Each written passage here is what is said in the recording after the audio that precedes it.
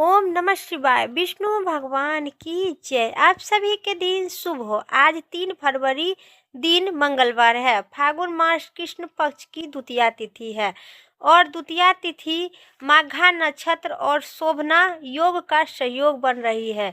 इस दिन शुभ मुहूर्त की बात करें तो मंगलवार को अभिजीत मुहूर्त दोपहर 12:13 से 12:56 तक रहने वाला है। राहु काल शाम 5:16 से 6:36 तक रहेगा। चंद्रमा सिंह राशि में संचार करेंगे। आज सूर्य उदय सुबह 7:08 पर और सूर्य अस्त शाम 6:02 पर होगा। इस वीडियो में आप सभी सुनेंगे फागुन मास महात्म की कथा अध्याय 2। मुख्य रूप से भगवान विष्णु श्री कृष्ण भगवान की भक्ति पूजा का नियम और बताया गया है। यह भी कहा गया है कि फागुन मास की कृष्ण पक्ष की एकादशी जैसे विजय एकादशी व्रत करने से भगवान विष्णु प्रसन्न होते हैं, जिन्हें मनुष्य की जीवन में सभी क्षेत्र में विजय की प्राप्ति होगी और कष्ट से मुक्ति मिलेगी। तो आइए इस वीडियो में आप सभी को फागुन मास महात्म की कथा अध्याय 2 सुनाते हैं।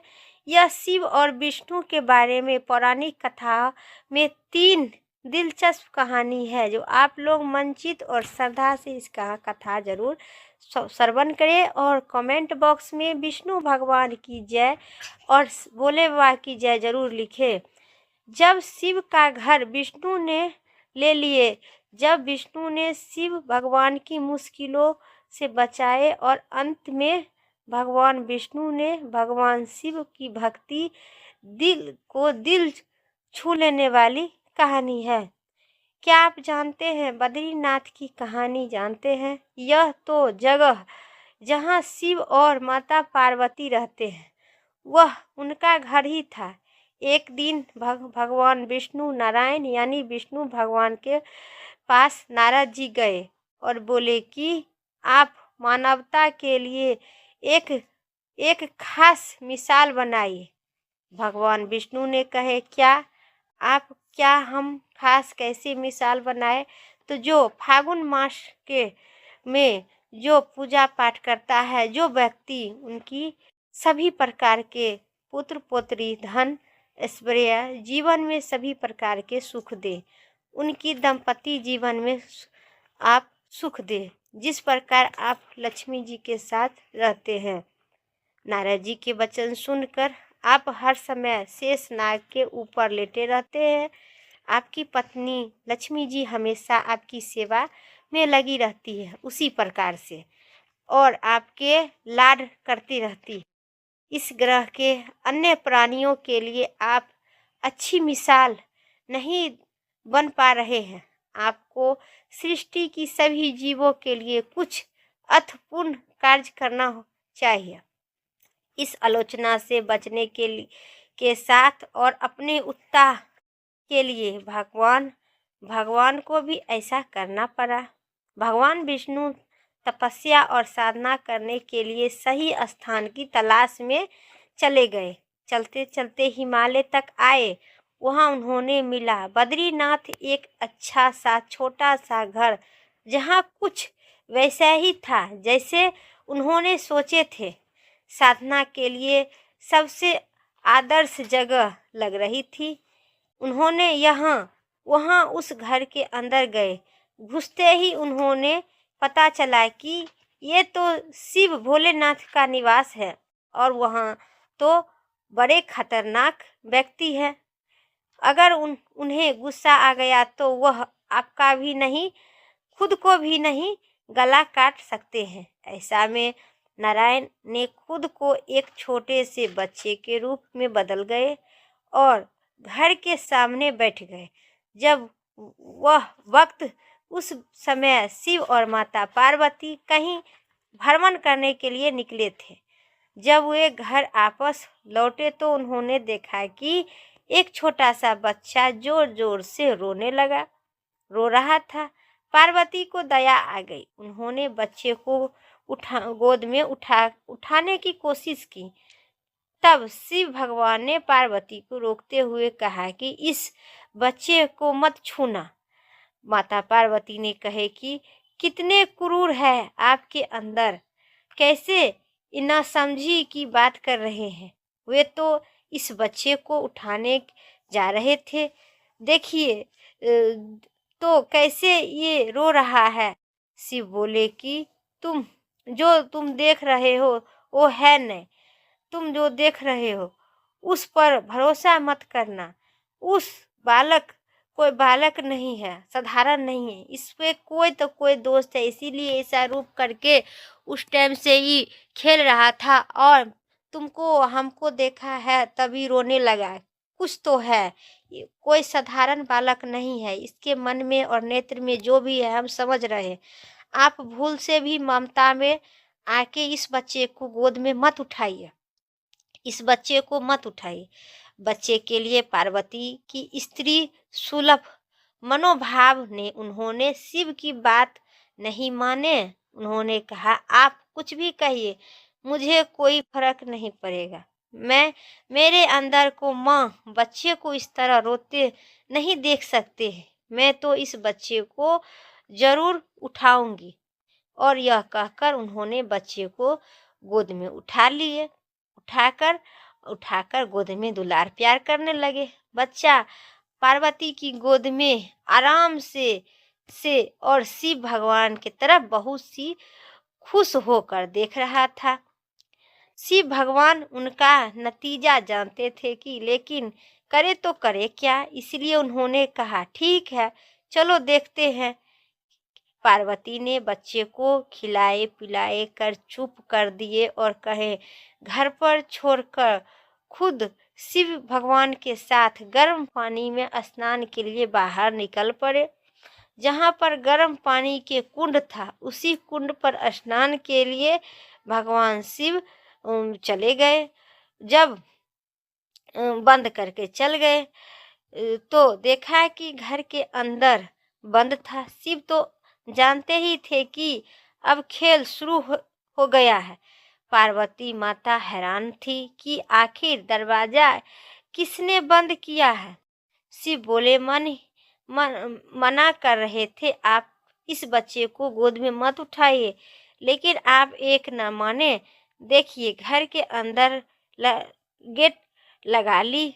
जब उन्होंने अंदर से दरवाजा बंद कर लिया, भगवान शिव के पास दो विकल्प थे। एक जो भी उनके सामने है उसे जलाकर भस्म कर दे और दूसरा वे वहाँ से चले जाए, और कोई उनका रास्ता नहीं था।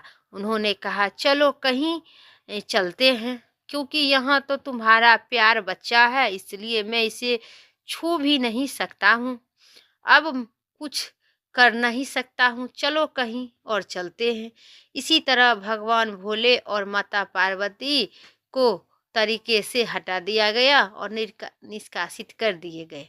वे दूसरी जगह तलाश करने के लिए पैदल चल दिए। बद्रीनाथ और केदारनाथ के बीच एक छोटी सी दूसरी चोटी के बीच सिर्फ 10 किलोमीटर दूरी था। आखिर में वहाँ केदारनाथ पर जाके माता पार्वती और भोले शिव महादेव बस गए, ना खुद वहीं पे घर बनाकर रह गए। आप कोई जानते हैं, क्योंकि फिर भी आप उन बातों को अनदेखा कर रहे। उन्होंने कहने लगे कि भगवान विष्णु ने हमारे साथ चाल चले, इसलिए मैं अपना वहाँ पे छोड़ के मैं कैलाश पर्वत पर निवास करती हूँ। प्रेम से कहिए भगवान शिव और माता पार्वती की जय। भगवान विष्णु की कहानी। जब भगवान विष्णु ने शिव को मुश्किल से बाहर निकाले। योगी कथाओं के ऐसी कई कहानी हैं जिनमें बताया गया है कि शिव करुणा कोई भेदभाव नहीं करते हैं और वे किसी की अच्छा बच्चों की तरह भोलापन दिखाई देते हैं। और महादेव यह वरदान पाया है कि जब भी उन्हें पुकारेंगे शिव को आना पड़ेगा। त्रिलोक के सदा ही ऋषि नारद ने देखा कि गजेंद्र हर छोटी छोटी बात के लिए महादेव को पुकार लेता है, तब उन्हें गजेंद्र के पास आना पड़ता है। उन्होंने गजेंद्र से कहा, तुम भोले शिव को बार बार क्यों बुलाते हो? वह तुम्हारी हर पुकार पर आना पड़ता है, क्यों नहीं? उन्होंने कहते हैं कि तुम्हारे अंदर आ गए हैं और वहीं रहेंगे, जिससे वह हमेशा तुम्हारे अंदर ही रहेंगे। गजेंद्र के यह बात अच्छी लगी और फिर उन्होंने भोले बाबा की पूजा की, आराधना की और करने के बाद उनको प्रसन्न कर और अपने तन मन में वह गजेंद्र बसा लिया। अब इधर पृथ्वी मृत्यु लोगों में और देव लोगों में भगवान शिव को अहंकार होने लगा कि महादेव कहाँ चले गए हैं। माता पार्वती जी भी उनको खोजने लगे, जे भगवान शिव भोलेनाथ कहाँ चले गए। उन्होंने उनके सामने प्रकट हुए और बोले कि आपको मेरे अंदर रहना होगा, आप ही मत जाइए कहीं। शिव अपने भोलेपन के एक लिंग के रूप में गजेंद्र के में प्रवेश कर गए और कहने लगे कि फिर जैसे जैसे समय बीता, पूरी ब्रह्मांड शिव की कमी महसूस कर रहे थे। कोई नहीं जानता था कि वह कहाँ। सभी देवी और गण शिव को खोजने के लिए काफी खजाने के बाद खोजने के बाद जब कोई यहाँ पता नहीं लगा कि वह कहाँ गए, तो वे हर ढूंढने के लिए विष्णु भगवान के पास गए। भगवान विष्णु ने स्थिति देखी और कहा, जब गजेंद्र का अंदर है, फिर वे देवों ने उन्हें पूछ रहे हैं कि शिव को गजेंद्र के अंदर कैसे प्रवेश किए निकले, क्योंकि गजेंद्र शिव को अपने अंदर रखकर अमर हो गया है। हमेशा की तरह विष्णु भगवान सही चाल लेकर अपने देवगण शिव भक्तों के रूप धारण कर गजेंद्र के राज्य में गए और बहुत भक्ति के साथ शिव भगवान की स्तुति करना पड़ा और करने लगे। भगवान शिव ने अपने दरबार में आकर गाने और नाचने का न्योता दिए। भगवान भक्तों को वैसे तो देवों यह दल आए और बहुत सा भावनाओं साथ बहुत सी भक्ति पूर्वक शिव के साथ भक्ति गीत गाने लगे और नाचने लगे। और जो गजेंद्र के अंदर बैठे थे, जब खुद को रोक नहीं सका, उन्होंने जब जब देना ही था, वह गजेंद्र टूट के कर के वहां पर बाहर निकल गया। जो श्रद्धे भाव और चेष्टा मन से भगवान शिव और भगवान विष्णु की ध्यान करता है, उन्हें सुख समृद्धि वैभव की प्राप्ति होता है। फागुन मास श्री कृष्ण और भगवान शिव माता पार्वती के दिन है कि रंग भरी फागुन मास से श्री कृष्ण और माता पार्वती की होती है। फागुन मास में सभी मनुष्य कथा पढ़नी अथवा सुननी चाहिए। जो भक्तों के लिए फागुन मास अत्यधिक पवित्र मास माना गया है। शिव की भगवान भोलेनाथ की पूजा और राक्षस देव और असुर का श्रेष्ठ अधर्म दोनों करते हैं भोले बाबा की पूजा। हर वर्ष किसी के लिए महादेव और विष्णु भगवान उनकी पूजा करते हैं। विष्णु भगवान की शिव भक्ति को बताने वाली बहुत ही सुंदर बात है। एक बार भगवान शिव ने बात किए कि वह शिव को 1008 कमल अर्पित करेंगे। वह कमल के पुष्प के तलाश में पूरी दुनिया खोजने के बाद भी उन्हें सिर्फ 1007 कमल का पुष्प मिला, एक कम था। उन्होंने आकर सब कुछ शिव को सामने रख दी। शिव भगवान अपनी आंख नहीं खोल रहे थे, वह सिर्फ मुस्कुरा रहे थे, क्योंकि एक कमल कम था। फिर विष्णु भगवान ने कहे, मुझे कमल नयन कहाँ जाते हो, जिसका अर्थ है कमल के फूल की तरह आंखों को वाला भगवान मेरी आंखों किसी कमल की तरह सुंदर है। ऐसा अपनी एक दाहिनी आंखों को निकालकर लिंग पर रखकर इसी तरह तरह की भेद से प्रसन्न होकर भगवान शिव, भगवान विष्णु और भगवान माता पार्वती सूर्य दर्शन चक्र से बचे और मंचित से सभी प्रेम से कहिए विष्णु भगवान आज की। मंगलवार के दिन है, मंगलवार व्रत कथा जरूर सुने। एक बार नैमिषारण्य तीर्थ में 88,000 मुनि एक तित्र होकर सूत जी से पूछने लगे कि हे महामुनि, आपने हमें अनेक पुराणों की कथाओं सुनाए हैं, अब कृपा करके हमें ऐसा व्रत की कथा बताइए जिसको करने से मनुष्य की संतान की प्राप्ति हो और मनुष्य रोग शोक अग्नि श्राप दुख इत्यादि भय से दूर हो जाए। कलयुग में सभी जीवों की आयु बहुत कम होते हैं। इस पर यदि उन्हें रोग चिंता कष्ट लग जाए तो फिर भी हरि के चरण में अपना ध्यान कैसे लगाएंगे। श्री सूत जी ने कहे, हे महामुनि, आप लोक कल्याण के लिए बहुत ही उत्तम बात पूछे हैं। एक बार युधिष्ठिर ने भगवान श्री कृष्ण से लोक कल्याण के प्रश्न किए थे। भगवान श्री कृष्ण और युधिष्ठिर की संवाद में आपके सामने कहता हूँ, ध्यान पूर्वक सुनो। एक बार हस्तिनापुर की सभा में योगीराज श्री कृष्ण बैठे थे। तब युधिष्ठिर ने भगवान श्री कृष्ण से प्रश्न किए, हे प्रभु, हे नंदन गोविंद, आपने मुझे अनेक कथा सुनाए, आज कृपा करके कोई ऐसा व्रत कहिए और सुनाइए कथा जिसको करने से मनुष्य रोग चिंता तथा भय से मुक्त हो जाए, उसे पुत्र की प्राप्ति हो। हे प्रभु, बिना पुत्र मनुष्य की जीवन व्यर्थ है, वह नरगामी है। न पुत्र के बिना मनुष्य तृप्त से छुटकारा न पा सकेगा और न ही उसे नरक में उद्धार होगा। अतः पुत्रदायक कोई व्रत बताइए। भगवान श्री कृष्ण कहने लगे कि हे राजन, एक प्राचीन इतिहास सुनाता हूँ, आप उसे ध्यान पूर्वक सुनो।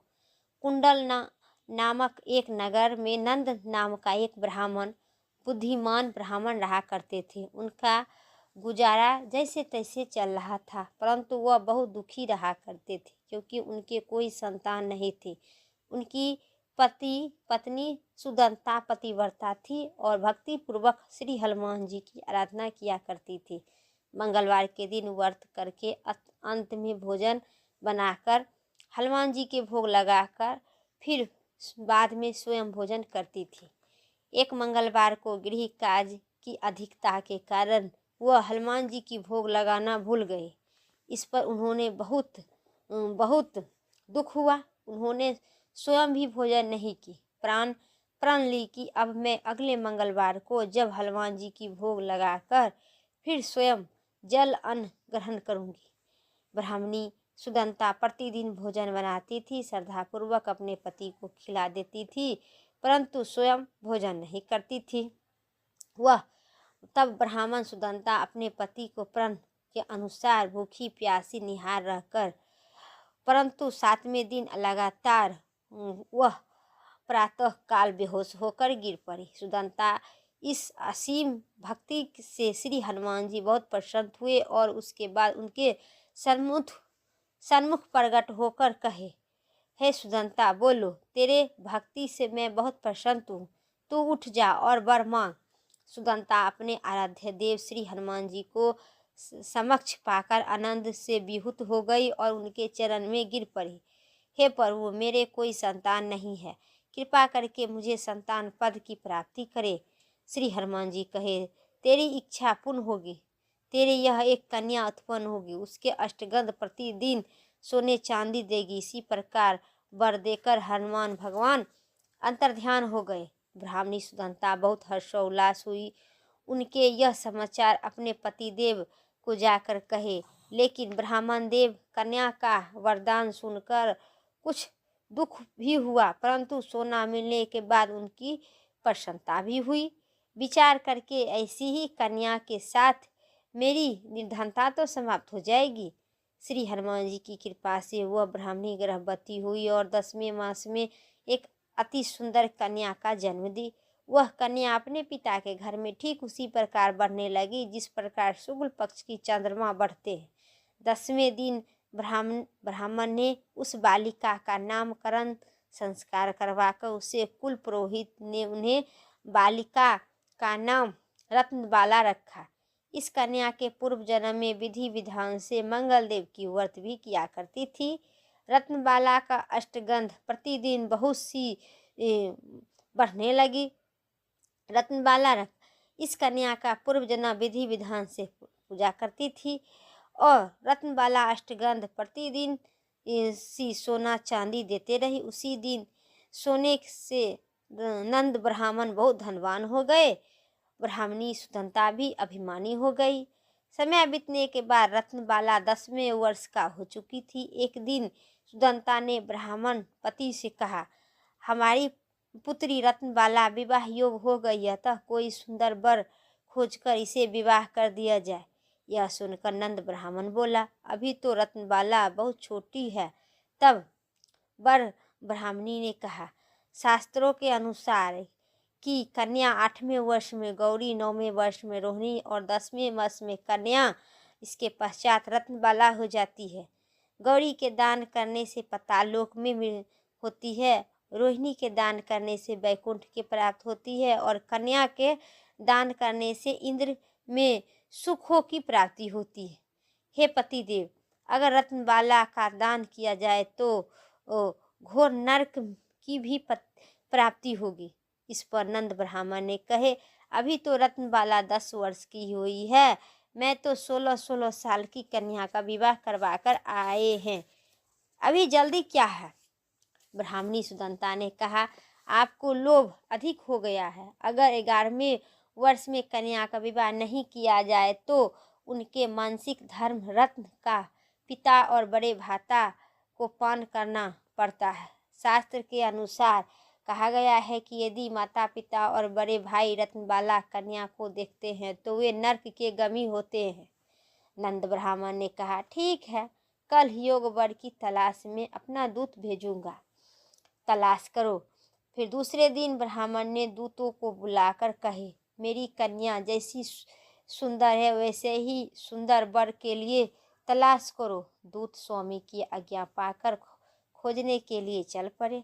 अनेक नगर घूमने के बाद उन्होंने एक चंपाई नगर में गए। एक सुंदर ब्राह्मण युवक के देखा तो वह बालक, जिनका नाम रामेश्वर था, वह बहुत गुणवान थे। दूतों ने इस सुंदर गुणवान ब्राह्मण पुत्र के बारे में अपने स्वामी के पूर्व विस्तार पूर्वक कहा। ब्राह्मण नंद को भी रामेश्वर बहुत अच्छा लगने लगा और एक शुभ मुहूर्त देखकर अपने रत्नबाला पुत्री और रामेश्वर को विवाह को किए। विवाह विधि पूर्वक रामेश्वर को कन्यादान कर ब्राह्मणी ब्राह्मण संतुष्ट हो गए, परंतु ब्राह्मण नंद को मन में लोभ समाया था। उन्होंने रत्नबाला का कन्यादान तो कर दिया था, परंतु वह बहुत घिन था। उनके विचार किया था कि रत्नबाला जब ससुराल चली जाएगी तो ऐसे सोना मुझे नहीं मिलेगा, वह आगे गए नहीं मिलेगा आगे चलकर। मेरे पास तो धन था कुछ भी, इसके पास विवाह के खर्च के बाद कुछ भी नहीं शेष रहेगा और न बचेगा, वह भी कुछ दिन के पश्चात समाप्त हो जाएगा। मैं इसका विवाह करके बड़ी भूल कर दी है।